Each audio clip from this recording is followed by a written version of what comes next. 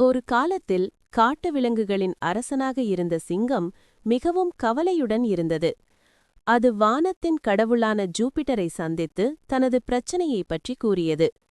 நான் அனைத்து விலங்குகளுக்கும் அரசன், ஆனால் ஒரு சிறிய சேவலை பார்த்தாலே எனக்கு பயமாகிறது. இது எனக்கு மிகவும் அவமானமாக இருக்கிறது என்று சிங்கம் சொன்னது. அதைக் கேட்ட ஜூபிட்டர் சிரித்துக்கொண்டு கூறினார், நீ ஒரு சிங்கம். உன்னிடம் எல்லா விலங்குகளிலும் இல்லாத தைரியம் இருக்கிறது. நான் உனக்கு ஒரு வீரமான இதயத்தை கொடுத்துள்ளேன். ஒரு சிறிய பறவையைப் பற்றி கவலைப்பட வேண்டாம். ஆனால் சிங்கம் இன்னும் மனம் வருந்தியபடி காட்டுக்குள் மடந்து சென்றது. அப்போது அது ஒரு பெரிய யானையை சந்தித்தது. யானை தொடர்ந்து தனது பெரிய காதுகளை அசைத்துக் கொண்டிருந்தது. அதை பார்த்த சிங்கம் கேட்டது, நீ ஏன் உன் காதுகளை இப்படி அடிக்கடி அசைக்கிறாய்?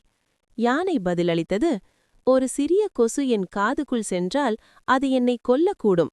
அதனால்தான் அதை உள்ளே வராமல் தடுக்க நான் என் காதுகளை தொடர்ந்து அசைக்கிறேன் என்றது. அதை கேட்ட சிங்கம் ஒரு முக்கியமான உண்மையை புரிந்து கொண்டது. இந்த உலகத்தில் மிகப் பெரியதும் சக்தி வாய்ந்ததுமான உயிரினங்களுக்கு கூட சிறிய விஷயங்களுக்கு பயம் இருக்கலாம். அதனால் தான் சேவலை பற்றிய பயம் அவமானப்பட வேண்டிய விஷயம் அல்ல என்று சிங்கம் உணர்ந்தது. அதன் பிறகு சிங்கம் தன்னம்பிக்கையுடன் தனது அரசாட்சிக்கு திரும்பி மீண்டும் காட்டு அரசனாக பெருமையாக வாழ்ந்தது. நீதி: எப்பெரியவர்களாகவும் சக்தி வாய்ந்தவர்களாகவும் இருந்தாலும் எல்லோருக்கும் ஏதோ ஒரு சிறிய விஷயத்திற்கு பயம் இருக்கலாம். அதனால் தன் பலவீனத்தைப் பற்றி வெட்கப்பட வேண்டியதில்லை.